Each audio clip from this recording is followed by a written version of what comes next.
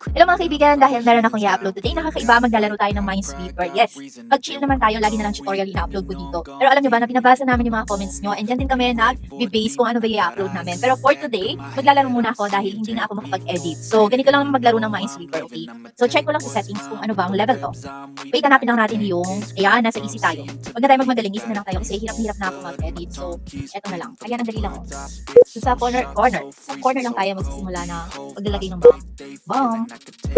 Ayan. So, open na natin. Hindi ko na-explain ha. Basta panoodin nyo na lang kung sino mga panood nito. So, mag-guess nyo na yan.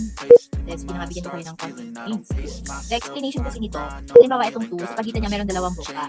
So, ito 3 daw, sa pagitan niya meron 3 bomba. So, kung nakapaglagay ka na ng 2, meron na lang 1 bomba sa pagitan ng 3. Ito, yung 3 na to, meron daw 3 bomba sa pagitan niya. So, dahil meron ng 3 flag na nilagay kasi, kaya dito tayo naglagay dahil dito naman meron daw 1 bomba sa pagitan niya. So, ito lang naman yung corner niya, kaya nilagay na natin. So, itong mga nasa gilid niya, for sure, wala nang bomba dyan. So, okay na natin.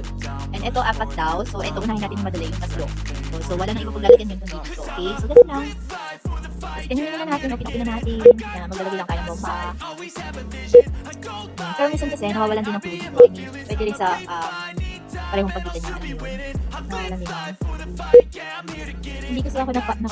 hindi kasi ako nakapag-create ng tutorial ngayon dahil natulog ako maghapon. Yes po.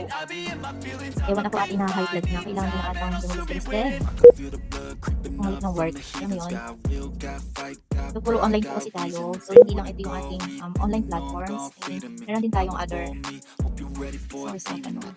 Anyway, padamihin nyo naman yung subscribers natin sa mga hindi pa po nakasubscribe.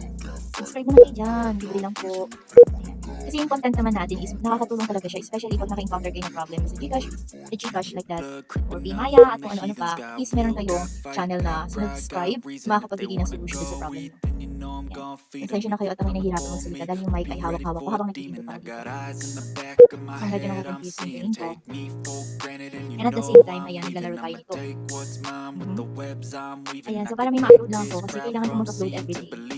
Try ako, diba? Hanggat maaari. Kasi, not all the time naman, tayo motivated gumawa ng content.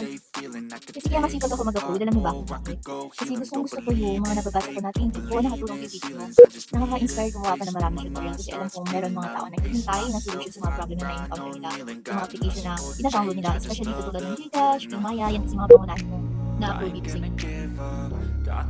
Ako lang, ay wala naman sa akin kasi maliit lang din kinikita namin. So, hindi naman kami yung mga vlogger na, diba, for entertainment. So, talagang nag-upload ako para sa inyo guys. Kaya sana naman na-appreciate nyo yan. Okay? Malapit na tayo matapos. Sana ganito lang din kabilis magpadami ng subscribers. Sobrang saya namin kapag, mali na ako kasi may 2 bomba lang sa dito. Let me check. Na magkamat kung pwede malapit. Mabuti na lang mo. Tada! Tapos na. So, ayan, thank you for watching. Sana nag-enjoy din kayo sa may natin paglalaro ng Minesweeper. By the way, kung meron kayong mga suggestion na content, ilagay nyo lang yan sa ating comment section. At promise, binabasa talaga namin yan. Hindi man kami nakakapag-reply, pero yung mga comment nyo, ginagawa namin ng tutorial. Especially kapag meron kayong mga tanong at kailangan nyo ng solution. Kaya, huwag nyo kalimutan mag-subscribe para updated kayo sa mga content or videos in-upload namin. Thank you and bye-bye. See you around, kaibigan!